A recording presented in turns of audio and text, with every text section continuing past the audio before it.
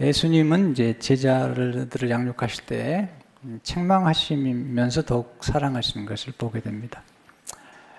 책망을 통해서 제자를 더 깊이 사랑하시는데 베드로가 예수님의 십자가의 길을 막았을 때 그를 책망하시고 책망하신 후에 그를 더욱 사랑하시는 것을 보여주시기 위해서 높은 산에 특별히 데리고 가십니다. 그때 베드로와 야고보, 요한을 데리고 가셔서 놀라운 경험들을 하게 하시는 것을 보게 됩니다. 1절을 보시면 엿새 후에 예수께서 베드로와 야고보와 그 형제 요한을 데리시고 따로 높은 산에 올라가셨더니 거기서 놀라운 경험을 하게 됩니다. 예수님의 신적인 영광을 보게 됩니다. 우리는 이제 때로 이렇게 함께 살면서도 서로 함께 사는 사람들이 어떤 분인가를 잘 모를 수가 있잖아요. 예수님 형제들이 그랬죠. 예수님 형제들이 함께 이불을 덮고 자면서도 예수님의 육신의 모습만 보았지 예수님의 그 하나님의 영광을 몰랐던 거죠. 하나님이신 걸 몰랐던 거죠. 베드로도 마찬가지죠. 예수님을 3년 따라다녔지만 예수님의 그 육신적인 그런 모습은 보았지만 마태복음 17장에 나와 있는 것과 같은 그런 하나님의 영광을 예수님을 통해서 보지 못했던 거죠. 부부가 같이 산다고 다 아는 것 같지 않아요. 부부가 함께 살다가 나중에 와, 우리 남편이 참 좋은 분이구나 깨닫는 분도 계시고요. 또 함께 사는 아내가 얼마나 소중한 분인지를 모르는 것 같아요. 가끔 저는 교인들 가운데 그런 분을 만나죠. 훌륭한 남편을 너무 모르는 거예요, 아내가. 때로는 아내가 너무 훌륭한데 모르고 아주 멸시하고 함부로 대하는 걸 볼 때마다 너무 안타까운 거죠. 객관적인 눈마저 잊어버리는 분들이 계신 것 같아요. 근데 어느 순간에 이제 새로운 경험을 하는 거죠. 그리고 귀하구나 이런 걸 깨닫기 시작하는 겁니다. 베드로와 요한과 야고보가 이 높은 산에서 놀라운 경험을 하는 그 모습들이 오늘 본문의 모습들인데요. 이런 경험은 정말 필요하죠. 그러나 또 하나의 질문을 해보죠. 모든 경험이 다 좋은 걸까? 그런 것 같지 않아요. 우리의 경험은 반드시 성경을 통해서 분별해야 됩니다. 어떤 분들은 경험을 너무 놀랍게 생각하는데 이상한 장소를 찾아가고 이상한 짓들을 하는데 죄송하지만 그건 올바른 경험들이 아니에요. 여러분들이 정확한 눈을 가지셔야 돼요. 기적이 다 좋은 기적입니까? 한 번은 김동일 교수님이 한번 그런 얘기를 하시더라고요. 옛날에 박대선이라는 사람이 굉장한 기적을 많이 일으켰습니다. 그때 한 번은 갔더니 어떤 고업주 되시는 분이 장애를 가진 분이죠. 기도를 받으러 오니까 욕을 하더래요. 저기 가라고. 그때 김동일 교수님이 저건 가짜다. 병을 고치고 기적을 일으켰다고 다 진짜라고 생각하지 마시라고요. 그런 놀라운 경험들을 준다 하더라도 애굽의 순객들도 기적을 일으켰잖아요. 예수님 그래서 적그리스도가 하늘에 불을 내린다는 거예요. 모든 경험들이 다 좋은 건가? 그건 아니잖아요. 우리가 건강한 그리스도인이라면, 건강한 그리스도 지자라면 분별할 줄 알아야 되거든요. 오늘 이제 그런 말씀들을 드리고 싶은 거죠. 오늘 본문에서 우리가 배우는 첫 번째 교훈, 예수님은 함께 기도하심으로 제자들을 변화시키신 거죠. 똑같은 본문인데 누가복음 9장 18절에 보면 이렇게 기록되어 있습니다. 예수께서 베드로와 요한과 야고보를 데리고 기도하시러 산에 올라가서 기도하러 가셨어요. 특별한 곳에 기도하러 가신 거죠. 거기서 놀라운 경험을 하죠. 누가복음 9장 19절을 보니까 기도하실 때에 용모가 변화되고 그곳이 휘어져 광채가 나더라. 마태복음 10장 2절을 보게 되면 그들 앞에서 변형되사 그 얼굴이 해같이 빛나며 옷이 빛과 같이 휘어졌더라. 이 변형됐다는 말이 변화와 형상이란 말이거든요. 예수님의 얼굴이 해같이 빛나는 경험을 하게 된 거죠. 이것은 아주 다른 디멘션에서 변화를 경험하는 것을 얘기하죠. 마치 뇌고치가 나비가 되는 것 같은, 전혀 같은 건데 다른 거죠. 예수님이 인성과 전혀 다른 예수 그리스도의 신성의 영광. 그러니까 마태복음 10장은 예수님이 십자가에서 고난 받으시는 그 십자가 사건 이전에 제자들에게 나중에 십자가에 죽으시고 부활하신 다음에 다시 오실 예수 그리스도의 영광, 그 인자의 영광을 미리 보게 하는 거죠. 17장 전에 16장에 나오는데요. 그 16장에서 예수님께서 제자들에게 장차 인자가 어떤 모습으로 오실 것인지에 대해서 미리 보여주세요. 하나님은 꼭 미리 말씀하시고 이루세요. 구약에 있는 모든 예언들을 말씀하시고 예수님 안에서 이루신 것처럼 예수님도 똑같이 그렇게 말씀하신 거죠. 마태복음 16장 27절 28절을 보게 되면 인자가 아버지 영광으로 그 천사들과 함께 오리니 그때 각 사람이 행한 대로 갚으리라. 진실로 너희에게 이르노니 여기 서 있는 사람 중에 죽기 전에 인자는 예수 그리스도죠. 그 왕권을 가지고 오는 것을 볼 자들도 있느니라. 놀라운 영광이죠. 베드로가 마태복음 17장에서 예수 그리스도의 영광을 본 거죠. 그리고 야고보도 봤고 요한도 본 거죠. 야고보는 일찍 순교했어요. 왜냐하면 그런 영광을 봤기 때문에 그 영광스러운 주님을 위해서 순교하는 것은 문제가 되지 않았어요. 베드로도 그 영광을 봤고 베드로 후서에 보게 되면 영광스러운 모습을 기록하고 있죠. 사도 요한도 똑같이 영광을 보고 사도 요한은 베드로가 또 다른 차원에서 요한복음 1장에 보면 14절에서 우리가 그 영광을 보았어요. 아버지의 독생 영광이요.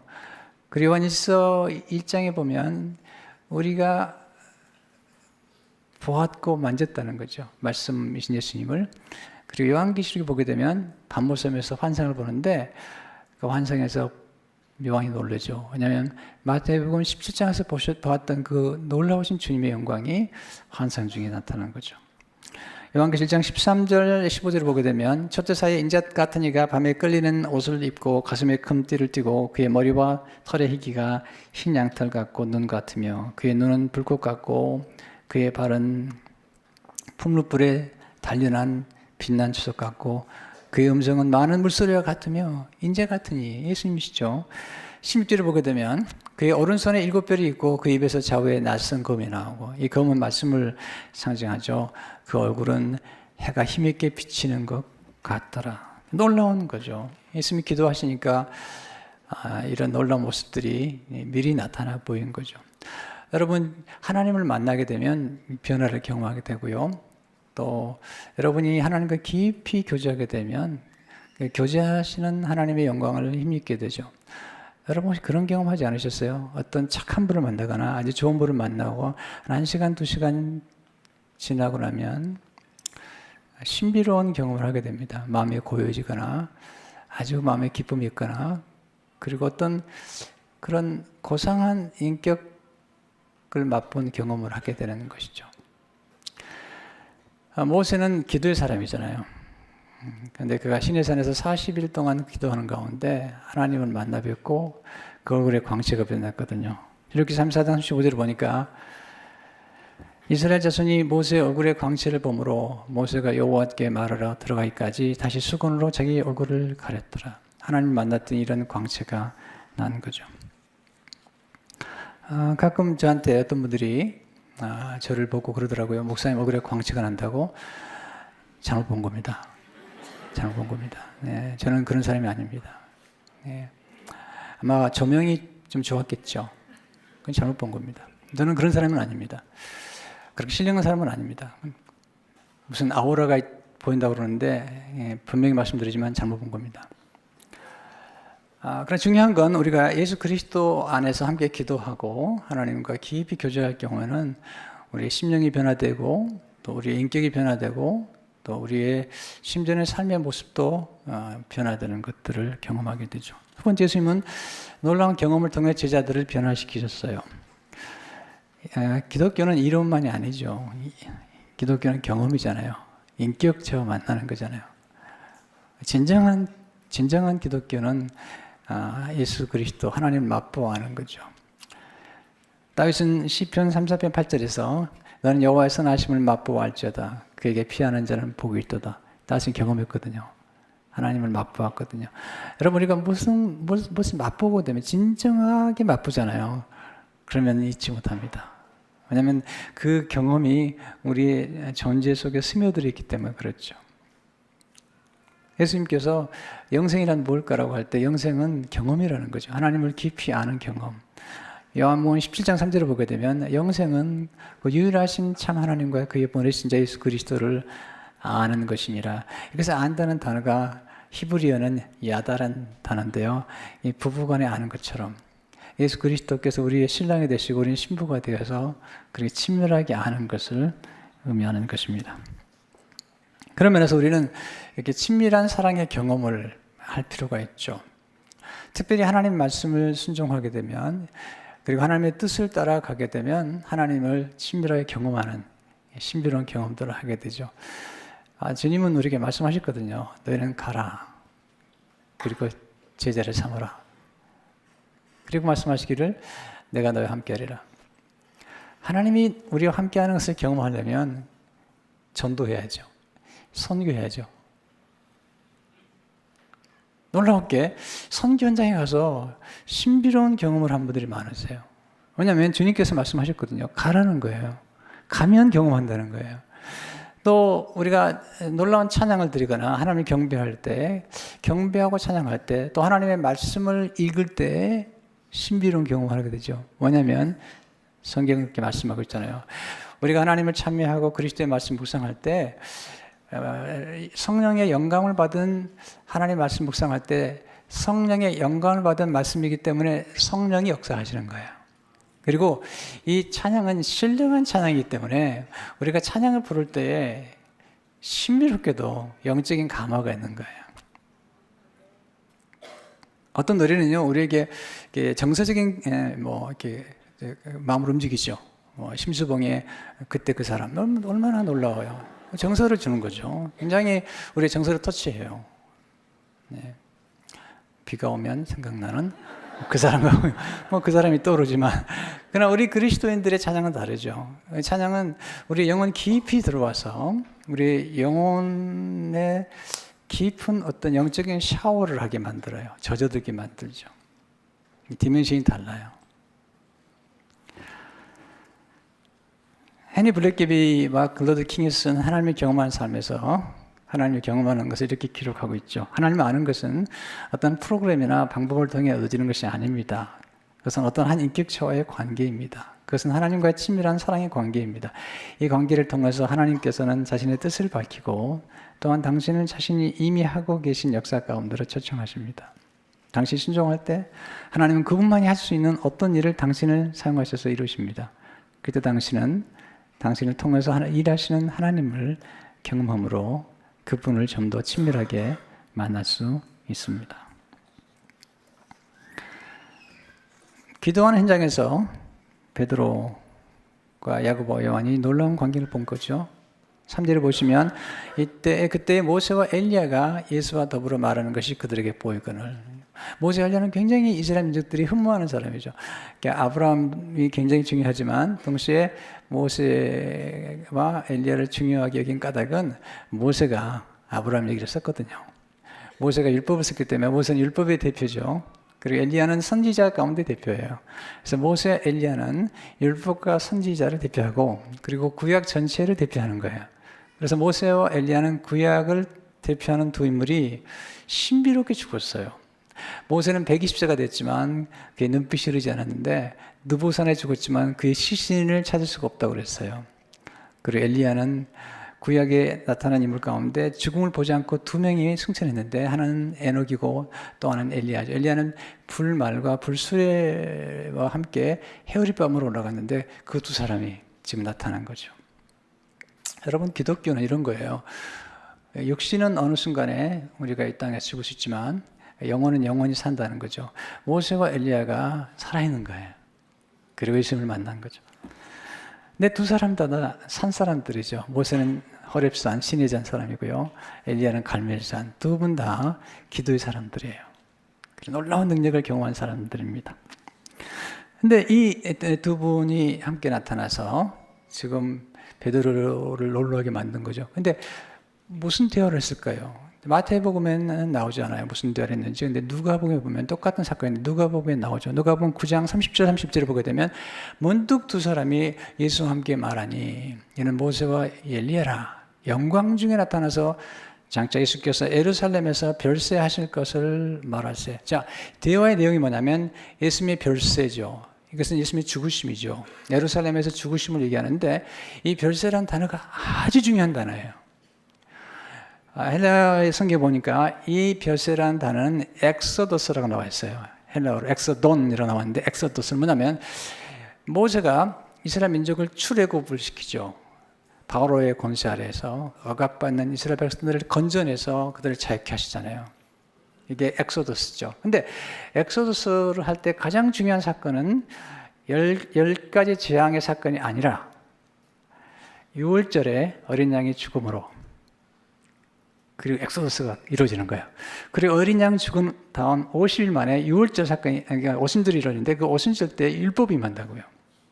근데 예수님께서 오셔서 엑소더스라는데 제2의 출애굽을 하는데 이제는 더 이상 뭐 바로의 권세가 아니라 죄와 사망과 죽음의 권세 아래 있는 우리들을 예수님이 6월절 어린 양의 피로 십자가의 죽으심으로 건져내시고 자유케 하시고 그리고 예수님이 십자가 돌아가신 50일째에 되는 오순절 날에 구약에는 율법이 임했지만 신약에서는 성령이 임하심으로 우리를 정말 자유케 하는 거예요.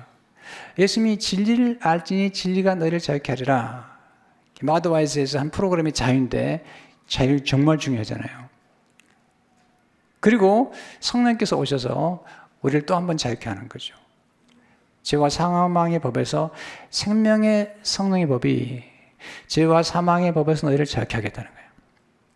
이거 놀라운 사실. 그러니까 주님께서 지금 모세와 엘리야와 더불어서 모세와 엘리야가 증거한 예수님, 그 예수님이 지금 십자가에서 죽으심으로 새로운 출애굽의 사건이 지금 시작되고 있는 거죠. 그러니까 이 별세가 너무 중요한 거죠. 왜냐하면 예수님 십자가에서 죽지 않으시면 성령이 임할 수가 없고 오순절에 그리고 이 출애굽의 사건이 이루어지지 않는 거죠. 죄와 사망과 마귀의 권세 아래 있는 우리들이 진정한 구원과 자유함을 누릴 수 없는 거죠. 근데 베드로는 예수님으로 하여금 이 십자가의 길을 가지 못하게 막았던 거죠.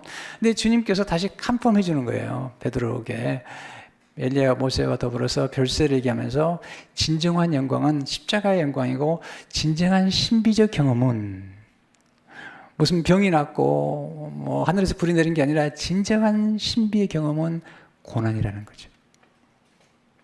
십자가의 고난, 그 고난 속에서 흘려진 예수님의 피가 전 인류를 구원하고 그리고 예수님을 영화롭게 한다는 비밀이죠. 근데 베드로가 얘기하죠. 너무너무 놀란 거죠. 베드로는 지금 예수님과 모세 엘리야가 하는 말에는 관심이 없고 그냥 너무 모습만 보고 너무 놀라는 거죠. 사절을 보니까 베드로가 예수께 여쭤오되 이르되 주여 우리가 여기 있는 것이 좋사오니 만일 주께서 원하시면 내가 초막셋을 짓되 하나는 주님을 위하여 하나는 모세를 위하여 하나는 엘리야를 위하여 하리이다. 그때 5절에 말할 때 호련히 빛난 구름이 그들을 덮으며 구름 속에 소리가 나서리되 이는 내 사랑하는 아들이요 내 기뻐하는 자니 너희는 그의 말을 들으라 하신지라. 이제는 모세도 엘리야도 떠나고요. 예수 그리스도 곧 구약은 이제는 완성이 된 거죠. 예수님 안에서. 그래서 구약의 완성이신 예수 그리스도를 통해서 마지막 그의 말을 들으라. 이제는 율법 시대가 갔고 복음 시대가 왔으며 구약이 증거하고 있는 그분 예수 그리스도께서 왔다는 거죠. 그분의 영광을 바라는 거죠. 여기서 우리가 배우는 중요한 교훈이 있죠. 첫째, 신비로운 경험을 통해서 우리는 큰 확신에 이르게 됩니다. 신앙생활은 신비롭죠. 근데 성령을 경험하게 되면 예수 그리스도를 믿고 거듭나고 또 성령을 체험하게 되면 큰 확신에 이르게 됩니다. 중요하죠. 대성전서 1장 5절을 보게 되면 우리 복음이 너에게 말로만 이른 것이 아니라 또한 능력과 성령과 큰 확신으로 된 것임이라. 우리가 너희 가운데서 너희를 위하여 어떤 사람이 된 것은 너희가 아는 바와 같으니라. 큰 확신을 경험하게 되죠. 베드로가 예수님과 동행한 동안에 이 놀라운 경험을 늘 기억하는 거예요. 네, 왜냐하면 중요하기 때문에. 그래서 그가 베드로후서 1장 16절에 이렇게 기록하고 있잖아요. 우리 주 예수 그리스도의 능력과 강림하심을 너에게 알게 한 것이 교모히 만든 이야기를 따른 것이 아니요 이것은 만들어낸 얘기가 아니라는 거예요. 우리는 그의 크신 이음을 친히 본 자라. 17절에 보면 지극히 큰 영광 중에서 이러한 소리가 그에게 나기를 이는 내 사랑하는 아들이요 내 기뻐하는 자라 하실 때 그 하나님 아버지께 존귀와 영광을 받으셨느니라. 18절 이 소리는 우리가 그와 함께 거룩한 산에 있을 때 하늘로부터 난 것을 들은 것이라. 거룩한 산에서 경험을 한 거죠. 두 번째, 신비로운 경험은 장차 겪게 될 고난을 잘 견딜 힘을 제공해 줍니다. 고난이 우리 기독교는 굉장히 중요한 주제 중에 하나고 신비에 속하는 거거든요. 고난의 깊은 맛을 모른다면 그리스도인이 아닙니다. 십자가의 깊은 진리를 모른다면 아직 그리스도인이 아닙니다. 우리는 다 고난을 피하려고 그러고요. 또 뭐든지 너무 쉽고 편한 길로 가려고 하는데 주님은 결코 그렇게 하지 않으셨어요.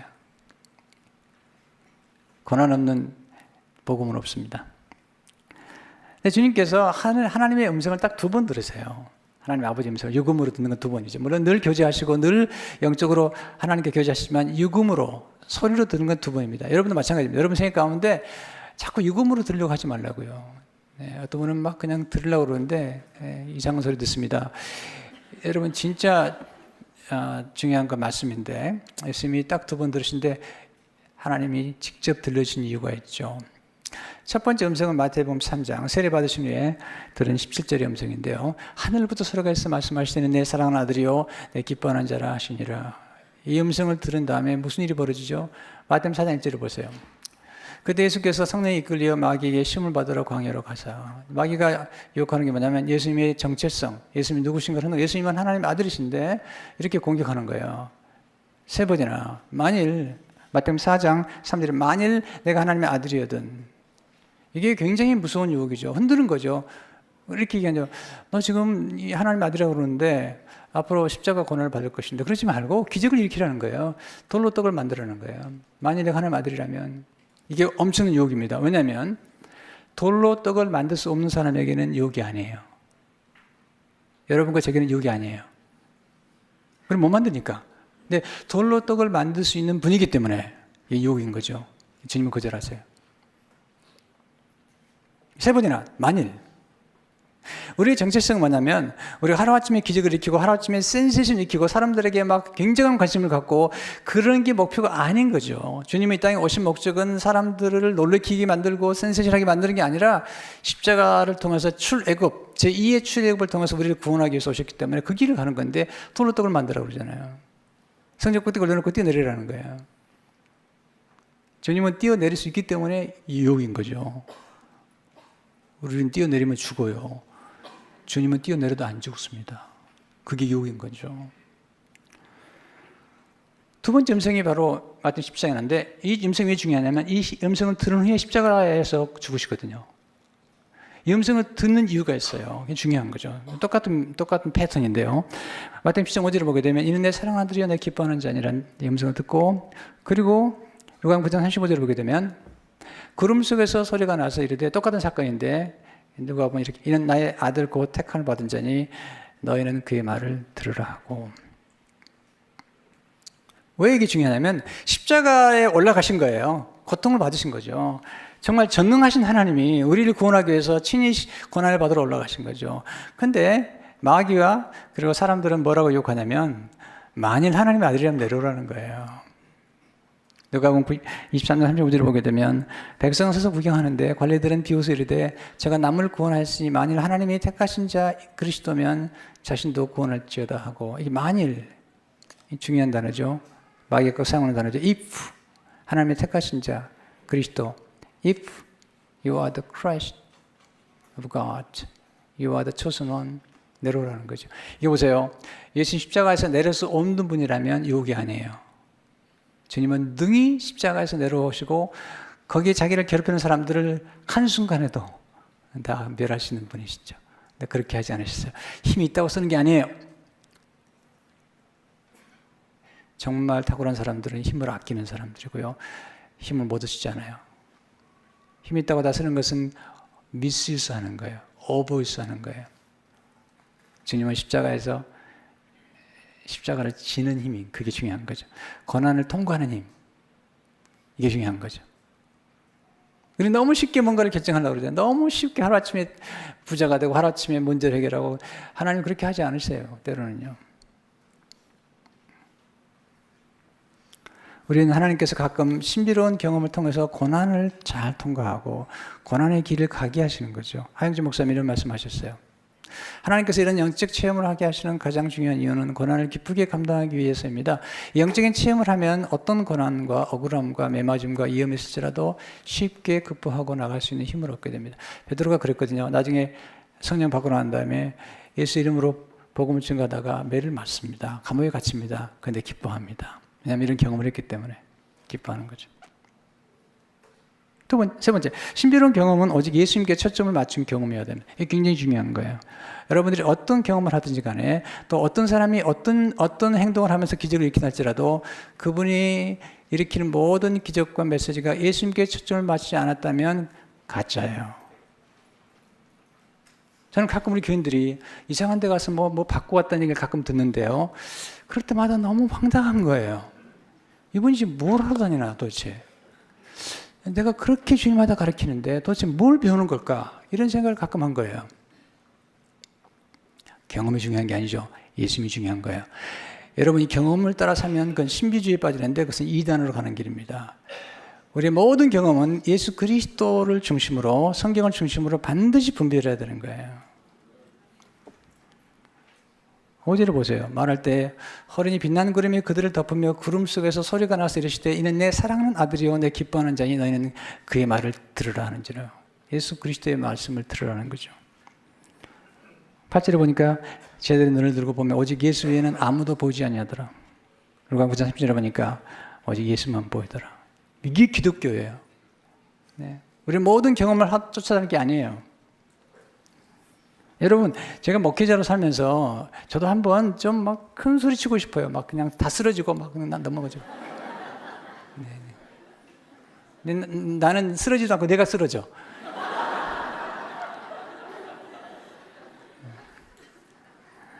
여러분, 주님이 오신 것은 구약의 모든 말씀을 완성하기 위해서 오셨고 엘리야와 모세와 엘리야 구약에 나오는 율법과 선지서를 완성케 하기 위해서. 마태복음 5장 10절에 보면 내가 율법이나 선지자를 피하러 온 줄로 생각하지 말라. 피하러 온 것이 아니라 완전하게 하려 함이라.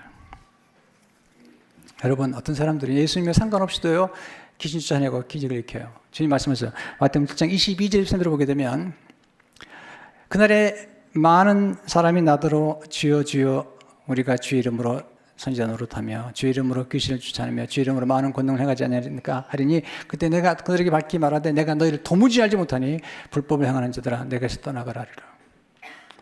마태복음 20절을 보게 되면 그러므로 그들의 열매로 그들을 알리라. 어떻게 할 수 있죠? 어떤 열매를 범할 수 있죠? 우리가 경험하는 경험이나 들은 음성이 성경에서 나왔으면 그건 맞는 거지만 성경에서 나오지 않은 거라면 그건 틀린 거예요. 또는 경건을 자기 유익으로 삼거나 이런 사람들 조심해야 됩니다. 제가 어릴 적에요. 어떤 분이 섬에서 올라왔는데 뭐 방언하고 예언하고 막 그랬는데 우리 목사님이 참 훌륭한 분이셨어요. 굉장히 복음을 사랑하시고 복음을 전하는데 집중한 분. 이분이 굉장히 명석한 분이에요. 전주고등학교를 수석자로 배웠고 연세대학교 시험을 봤는데 2등으로 그분이 합격했던 분인데요. 정말 복음과 분별이 탁월한 분이죠. 불러오라고. 교인들이 왔어요. 모였어요. 한번 해보라고.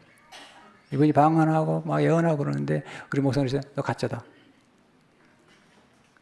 왜? 복음, 그리스도 중심이 아닌 건 가짜라는 거예요. 그리고 교회 질서를 무시한 채 자기가 목사보다 더 훌륭하고 영적. 여러분, 예수님이 촛대 사이를 지나다닐 때 촛대가 뭐냐면 목회 지도자들인 거예요. 그걸 무시하는 거죠. 여러분, 신비는 중요하지만 신비주의는 잘못된 거죠. 하영진 목사님 이렇게 말씀하셨어요. 신비는 중요하지만 신비주의는 이단이 된다는 사실입니다. 기독교에 신비가 없으면 더 이상 기독교가 아닙니다. 그것은 과학이고 이성일 뿐입니다. 기독교는 신비입니다. 그러나 신비주의로 빠지면 이단이 됩니다. 신비가 우리의 신앙을 강하게 줄 수는 있지만 그것이 우리의 신앙의 내용은 아닙니다. 그러므로 신비를 따라 신앙생활을 하면 안 됩니다. 신앙은 성경에 따라서 말씀에 따라서 이루어지는 것입니다. 한 목사님 놀라운 경험을 하신 분이세요. 또 사모님은 선교제 갔더니요. 한 번도 거짓 못한 분이 일어났어요. 근데 소리 오니까 안 되더래요.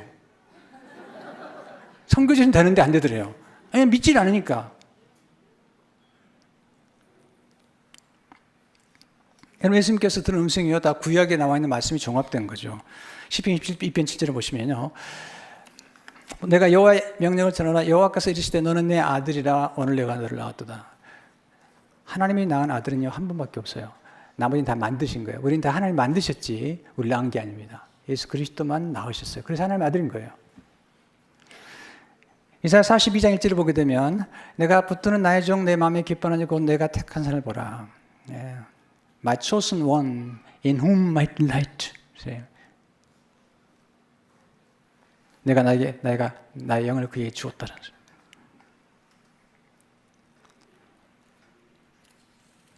신명기 18장 15절을 보세요. 내 하나님 여호와께서 너희 가운데 내 형제 중에서 너희와 나와 같은 선지 하나를 일으키시니 이분 예수님이시죠. 너희는 그의 말을 들을지니라. 우리가 듣는 경험이 어떠하든지 간에 여러분, 세례 요한은 어릴 적부터 성령이 충만했던 사람이지만 그는 그리스도를 위해서 표적을 일으키지 않았어요. 그리스도를 위해서 표적을 일으키지 않으셨어요. 요한복음 10장 41절 42절을 보세요. 놀라운 메시지예요. 많은 사람이 왔다가 말하되 요한은 아무 표적도 행하지 아니하였으나 요한이 이 사람을 가르쳐 말한 것은 다 참이라 하더라. 그건 표적을 일으키지 않았어요. 그리하여 거기서 많은 사람이 예수를 믿으니라. 요한은 기적을 일으키지 않았어요. 요한은 스스로 요한을 자기를 믿으라고 하지 않았어요. 예수를 믿으라는 거예요. 여러분, 사도 바울이 자기가 놀라운 경험을 했지만 그 자랑하지 않아요. 여러분, 고린도서 12장 볼래요? 1절에 3절 5절을 보게 되면 이렇게 말씀하죠. 바울이 이렇게 기록합니다. 근데 자기 얘기 안 합니다. 내가 이런 사람을 아니 그가 뭐만 있었는지 뭐만 있었는지 나는 모르거니와 하나님 아시느니라. 그가 낙원으로 이끌려가서 말로 표현할 수 없는 말을 들었으니 사람이 가히 이르지 못할 말이로다. 내가 이런 사람을 위하여 자랑하겠으나 나를 위하여는 약한 것들을 위해 자랑하지 아니리라. 고린도서 10장 10절을 보게 되면 그러면 내가 그리스도를 위하여 약한 것들과 능력과 금빛과 박해와 공고를 기뻐하니 이는 내가 약한 그때 강함이라. 그리고 바울이 정한 게 뭐죠? 여러분, 바울이요, 굉장한 일을 한 사람이요. 그의 아침만 넣어도 사람이 기적을 일어나셨죠. 죽은 자를 살리는 사람이에요. 근데요, 본인 아픈 건 하나님께 기적을 일으켜달라고 3번 기도했는데 하나님 노하세요. 왜? 내가 받은 계시가 크기 때문에 안 되겠다는 거예요.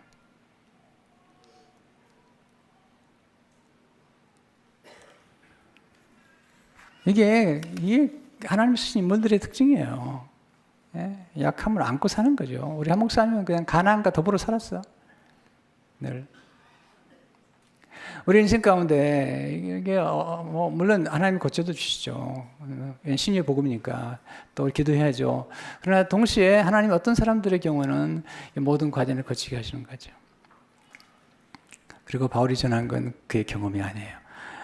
경험 중요하지만 그런 경험을 통해서 그리스도를 증거해요. 사도행전 보면 9장 26장에 보게 되면 3번 간증하지만 다 모두가 그리스도 중심이죠. 그리고 나올 때마다 하는 게 뭐냐면 너는 그리스도 때문에 많은 고난을 받을 것이다. 이렇게 말씀하시는 거예요. 나중에는 베드로가 그리스도의 고난을 비밀을 알죠. 베드로서 5장 1절을 보니까 너희 중 장로들의 고난이 나는 함께 장로된 자여 그리스도의 고난의 증인이요 나타나는 영광에 참여할지니라. 여러분, 오해하지 마세요. 기적이나 또는 병에 낫는 거나 그게 없다는 게 아니에요. 그러나 더 중요한 게 있죠. 그런 걸 통해서 그리스도의 영광이 나타나야죠. 여러분, 예수님 영광을 바라보며 즐거워하셔야 됩니다. 제자들이 예수님을 보고 너무 두려워한 거죠. 주님 말씀하시 두려워하지 말라.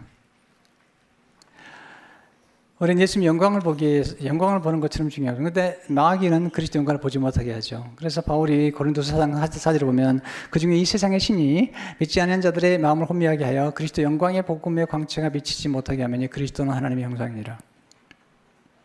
그런데 예수님은 우리들에게는 이걸 보여주신 거죠. 고린도서 4장 1절을 보니까 어두운 데서 빛이 비치라 말씀하셨던 그 하나님께서 예수 그리스도의 얼굴에 있는 하나님의 영광을 아는 빛을 우리 마음에 비춰주셨어요. 왜 구약이 필요하냐면요, 이 구약은 예수 그리스도가 오실 걸, 예수님의 모습이 어떤 모습인가를 계속 보여주는 거죠. 그리고 신약에서 컨펌하는 거예요. 업폼해 주는 거예요.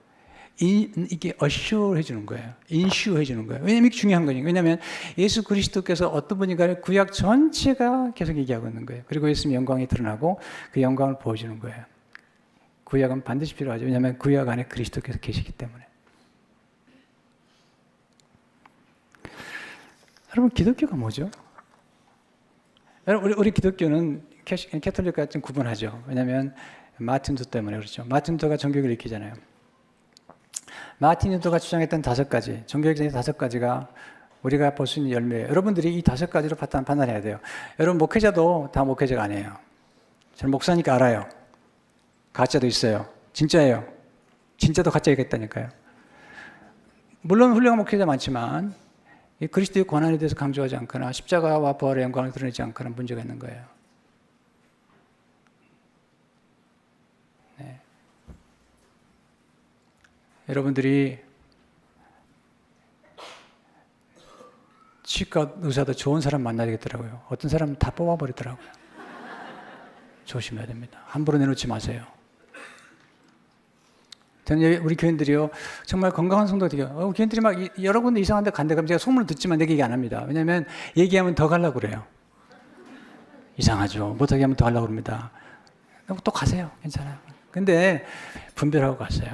여러분들이 꼭 우리 교회 영혼이 남는 건 아니잖아요. 이사 갈 수도 있고 타주에 가거나 그러면 교회에서 차단 가야 되잖아요. 그러면 어떤 교회가 좋고 어떤 목사가 진짜일까요? 이 5가지가 강조되면 진짜예요. 5가지가 강조되지 않으면 가짜예요. 첫째, 오직 성경이죠. 성경이 최고의 권위죠. 네, 성경. 둘째, 오직 그리스도죠. 우린 그리스도만이 우리를 구원하시고 그리스도를 통해서 하나님 아버지 성령을 경험하는 거죠. 셋째, 오직 은혜죠. 노력이나 선행이 아니죠. 오직 은혜죠. 넷째, 오직 믿음이죠. 오직 은혜는 믿음으로 말미암아 살리라. 근데 이 믿음이 무슨 믿음이죠? 예수 그리스도를 믿는 믿음이죠. 하나님의 성경의 약속을 믿는 믿음이죠. 그리고 오직 하나님의 영광이죠. 여러분, 하나님의 영광을 가로채는 목사가 있다면 그건 잘못된 겁니다. 어떤 신비로운 경험을 하면서도 사람들을 자기 유익의 도구로 사용하거나 경건을 자기 유익의 도구로 사용하는 것은 가짜입니다. 조심하셔야 됩니다. 여러분들이 목회자를 사랑하는 건 좋지만 쓸데없이 띄우지 말라고요. 목사님 억울해서 광채가 안 난다나요? 여러분, 그러지 마세요. 건강한 게 아닙니다. 예수 그리스도만이 영광을 받으셔야 됩니다. 분명한 말씀의 바로메트를 가지고 가야지. 어떤 선교단체는 자꾸 거짓말하는 거예요. 했는데 안 했다고 그러는 거예요. 이야, 이건 도대체가 무슨 일을 하는지 모르겠는 거예요. 여러분, 파워가 있다고 다 좋은 게 아니잖아요. 예수님은 그 놀라운 파워를 쓰지 않으셨다니까, 십자가에서. 어떤 목사님 그러더라고요. 요즘 기적을 일으켜야지 교인들이 모인다나요? 여러분, 그렇지 않습니다. 요즘 교인들이 똑똑하기 때문에 기적을 일으킨다고 다 모이지 않아요. 네, 복음을 전해 모이는 거예요. 네, 복음이 중요한 거예요. 이런 경험도 복음 안에서 이루어져야 되고 어떤 경험이든 간에 복음이 내게 맞아야 되거든요. 저는 별사람 다 만났으니까요. 꿈꿨던 사람도 만나고. 근데 다 들어보면 대부분의 꿈이 개꿈이야. 죄송하지만. 네, 밤에 텔레비전 보다가 꿈이 많아요. 아침에 일어났더니 김과장이 나타나고 주몽이 나타나가지고 왔다 갔다 하고. 여러분, 예수 그리스도를 끝까지 바라보시기 바랍니다. 그리스도의 보혈을 의지하시기 바랍니다. 그리고 이 안에 서셔야 됩니다. 네. 오직 그리스도 영광을 사는 여러분 되시길 주의 이름으로 축원합니다. 하나님 아버지 감사합니다. 오늘 또 주의 말씀으로 권면해 주시고 인도해 주시고 도전해 주신 것을 감사합니다. 하나님이여, 우리의 삶 가운데 진정한 경험, 예수 그리스도의 인성과 신성을 함께 보며 그 십자가의 그 출애굽의 영광을 볼 수 있도록 도와주시고, 그리고 그리스도의 말씀 앞에 굳건히 서서 흔들리지 않는 성도가 되게 주옵소서. 예수 이름으로 기도합니다.